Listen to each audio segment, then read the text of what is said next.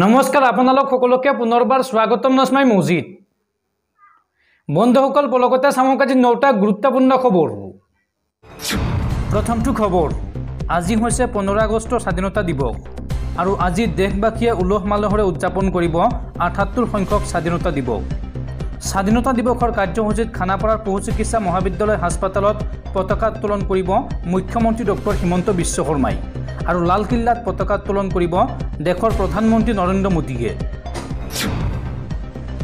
পৰৱৰ্তী খবৰ, Google pay, PhonePe, Paytm ব্যৱহাৰকাৰীসকলৰ বাবে জৰুৰী খবৰ। ইউপিআই লেনদেনত দেশত আহি গ'ল নতুন নিয়ম। এই সন্দৰ্ভত ৰিজাৰ্ভ বেংক অৱ ইণ্ডিয়াৰ ডাঙৰ ঘোষণা।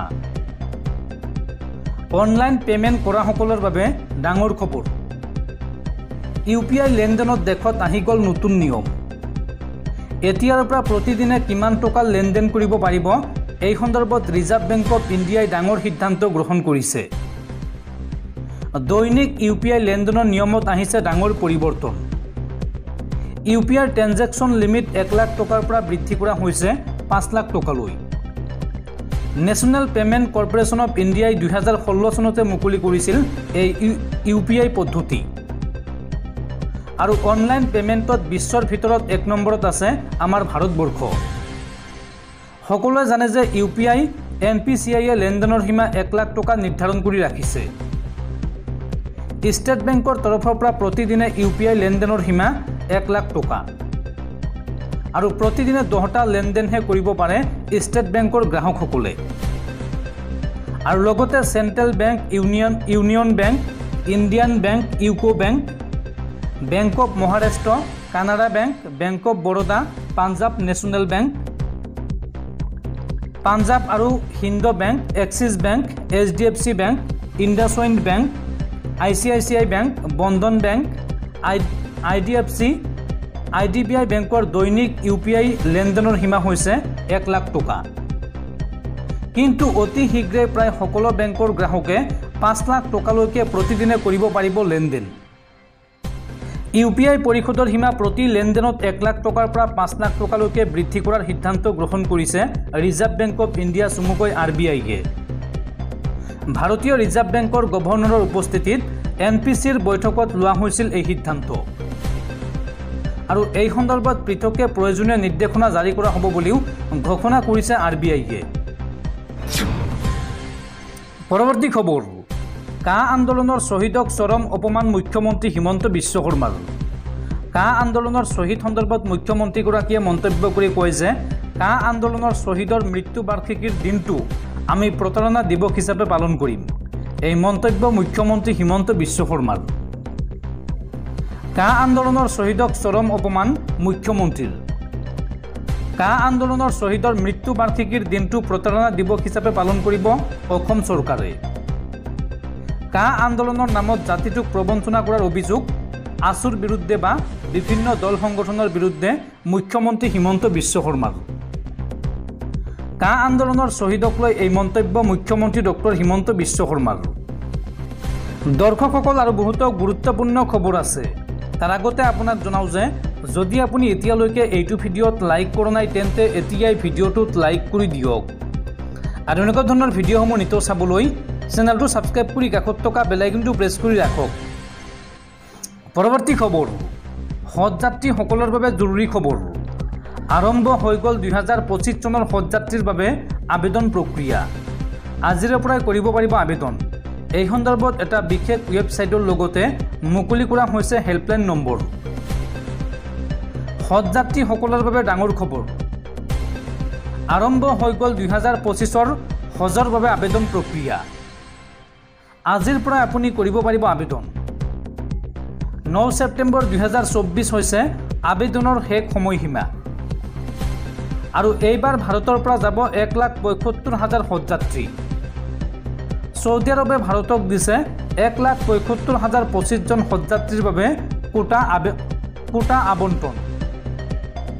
সংখ্যালঘু পৰিক্ৰমা মন্ত্ৰালয়ে এই সন্দৰ্ভত জাৰি কৰিছে এক বিবৃতি। উল্লেখযোগ্য যে যোৱা বছৰৰ একে সংখ্যক ভাৰতীয় নাগৰিকে কৰিছিল হজযাত্ৰা। সংখ্যালঘু পৰিক্ৰমা মন্ত্ৰী কিৰেণ ৰিজিজুৱে হজ কমিটিৰ জৰিয়তে আৰম্ভ কৰিছে আবেদন প্ৰক্ৰিয়া। আৰু প্ৰথমবাৰৰ বাবে এইবাৰ হজযাত্ৰীয়ে হজ সমিতিৰ ৱেবছাইটৰ জৰিয়তে কৰিব পাৰিব আবেদন। ভাৰতীয় হজ কমিটিৰ বাবে মুকলি কৰা হৈছে এটা বিশেষ হেল্পলাইন নম্বৰ। আপুনি অনলাইনত আবেদন কৰিবলৈ লগ ইন কৰক https://hozcommittee.gov.in। এই ৱেবছাইটৰ জৰিয়তে আপুনি অনলাইনত কৰিব পাৰিব আবেদন। আৰু এই সন্দৰ্ভত কিবা জানিবলগীয়া থাকিলে আপুনি কল কৰক 02222107070 নম্বৰত। পৰৱৰ্তী খবৰ, পুনৰ বিপদত পৰিছে বাংলাদেশৰ প্ৰাক্তন প্ৰধানমন্ত্ৰী শ্বেখ হাছিনা। আৰু শ্বেখ হাছিনাৰ বিৰুদ্ধে এইবাৰ আন্তৰ্জাতিক আদালতত ৰুজু কৰা হৈছে গোচৰ। প্ৰাক্তন প্ৰধানমন্ত্ৰীক গ্ৰেপ্তাৰৰ দাবী উত্থাপন হৈছে বাংলাদেশত। আৰু শ্বেখ হাছিনাৰ কেইবাগৰাকীও পুৰণি সতীৰ্থক ইতিমধ্যে গ্ৰেপ্তাৰ কৰিছে বাংলাদেশৰ নতুন চৰকাৰে। ক্ৰমান্বয়ে বিপদ বাঢ়িছে বাংলাদেশৰ প্ৰাক্তন প্ৰধানমন্ত্ৰী শ্বেখ হাছিনাৰ। এইবাৰ শ্বেখ হাছিনাৰ বিৰুদ্ধে ৰুজু কৰা হৈছে দ্বিতীয়টো গোচৰ। মানৱ অধিকাৰ উলংঘন আৰু গণহত্যাৰ অপৰাধত গোচৰ ৰুজু হৈছে শ্বেখ হাছিনাৰ বিৰুদ্ধে। আন্তঃৰাষ্ট্ৰীয় অপৰাধ ট্ৰাইব্যুনেলত শ্বেখ হাছিনাৰ বিৰুদ্ধে ৰুজু কৰা হৈছে গোচৰ। উল্লেখযোগ্য যে ইয়াৰ পূৰ্বেও শ্বেখ হাছিনাৰ বিৰুদ্ধে ৰুজু হৈছিল আন এক গোচৰ। আৰু বাংলাদেশৰ অন্তৰ্বৰ্তীকালীন চৰকাৰে প্ৰকাশ কৰিলে এই তথ্য। পৰৱৰ্তী খবৰ, নিৰ্বাচনত পুনৰ বৃহৎ জয় বিজেপিৰ। ঘোষণা হ'ল ত্ৰিপুৰাৰ পঞ্চায়ত নিৰ্বাচনৰ ফলাফল। আৰু এই নিৰ্বাচনত মুঠ 6370খন আসনৰ ভিতৰত 5940খন আসনেই লাভ কৰিলে বিজেপিয়ে। ঘোষণা কৰা হ'ল ত্ৰিপুৰাৰ পঞ্চায়ত নিৰ্বাচনৰ ফলাফল। আৰু এই নিৰ্বাচনত মুঠ 6370খন আসনৰ ভিতৰত 5940খন আসনেই পালে বিজেপিয়ে। বিজেপিৰ মিত্ৰদল ত্ৰিপুৰা মথাই পালে 102খন আসন। কংগ্ৰেছে লাভ কৰিলে 141খন আসন। CPM-এ লাভ কৰিলে 147খন আসন। আৰু বিনা প্ৰতিদ্বন্দ্বিতাৰে জয়ী হৈছে বিজেপিৰ 71% প্ৰাৰ্থী। শেহতীয়া নিৰ্বাচনৰ ফলাফলত প্ৰকাশ পাইছে এই তথ্য। পৰৱৰ্তী খবৰ, অলিম্পিকৰ পদকৰ পৰা বঞ্চিত হ'ল বিনেশ ফগাট। ক্ৰীড়া প্ৰেমীক আশাহত কৰি আন্তঃৰাষ্ট্ৰীয় ক্ৰীড়া আদালতৰ এই ৰায়দান। অলিম্পিকৰ পদকৰ পৰা বঞ্চিত হ'ল বিনেশ ফগাট। আন্তঃৰাষ্ট্ৰীয় ক্ৰীড়া আদালতৰ এই গুৰুত্বপূৰ্ণ ৰায়দান। পেৰিছ অলিম্পিকত অযোগ্য ঘোষণা কৰা হৈছিল বিনেশক। ফাইনেলত 100 গ্ৰাম ওজন বৃদ্ধিৰ বাবে বঞ্চিত হৈছিল পদকৰ পৰা। আৰু ইয়াৰ পিছতে ভাৰতীয় কৰ্তৃপক্ষই দাখিল কৰিছিল আবেদন। 50 কেজি শাখাত যুটীয়াভাৱে ৰূপৰ পদক দাবী কৰিছিল বিনেশে। কিন্তু ক্ৰীড়া প্ৰেমীক আশাহত কৰি বিনেশৰ আবেদন খাৰিজ কৰে আদালতে।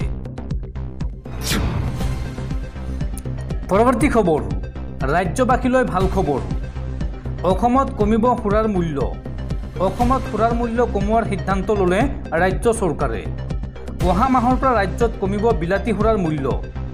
সুৰাৰ অবৈধ বজাৰ ৰোধ কৰাৰ স্বাৰ্থত এই সিদ্ধান্ত অসম চৰকাৰৰ।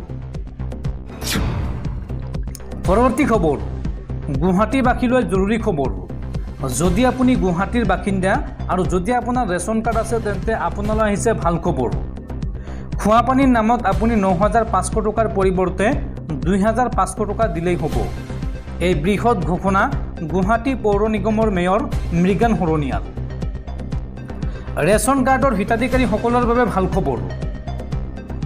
গুৱাহাটীত খোৱাপানী যোগানৰ বাবে এতিয়া 2500 টকা দিলেই হ'ব। খোৱাপানী লাভৰ ক্ষেত্ৰত ৰেচন কাৰ্ড থকা পৰিয়াললৈ বিশেষ সুবিধা আগবঢ়াইছে গুৱাহাটী পৌৰ নিগমে। জলমাচুল 9500 টকাৰ বিপৰীতে 2500 টকা দিলেই হ'ব গ্ৰাহকসকলে। ৰেচন কাৰ্ড থকা পৰিয়ালে লাভ কৰিব এই বিশেষ ৰেহাই। মাত্ৰ 2500 টকাৰ বিনিময়ত গ্ৰাহকে পাব নিয়মীয়াকৈ খোৱাপানী। বাকী 7000 টকা প্ৰদান কৰিব গুৱাহাটী পৌৰ নিগমৰ তৰফৰ পৰা। সংবাদমেল পাতি এই বৃহৎ ঘোষণা GMCৰ মেয়ৰ মৃগান শৰণীয়াৰ। পৰৱৰ্তী খবৰ, পিতৃ মাতৃ বন্দনাৰ বাবে শিক্ষকসকললৈ বিশেষ ছুটি মঞ্জুৰ। ৰাজ্যৰ স্কুল শিক্ষা বিভাগে মঞ্জুৰ কৰিলে এই ছুটি। সেই অনুসৰি 9 নৱেম্বৰত ছুটি লাভ কৰিব ৰাজ্যৰ শিক্ষকসকলে। 10 নৱেম্বৰ হ'ব দেওবাৰ 6 নৱেম্বৰৰ পৰা 8 নৱেম্বৰলৈ বিশেষ ছুটি পাব অন্যান্য কৰ্মচাৰীসকলে আৰু 9 নৱেম্বৰ হ'ব দ্বিতীয় শনিবাৰ। দ্বিতীয় শনিবাৰ হ'লেও কৰ্তব্যত যোগদান কৰিব লাগিব অন্য কৰ্মচাৰীয়ে। বিশেষ ছুটি লোৱাসকলৰ ক্ষেত্ৰত প্ৰযোজ্য হ'ব এই নিৰ্দেশনা। আজিৰ দিনটোত এই সন্দৰ্ভত বিশেষ জাননী জাৰি কৰিছে ৰাজ্যৰ স্কুল শিক্ষা বিভাগে।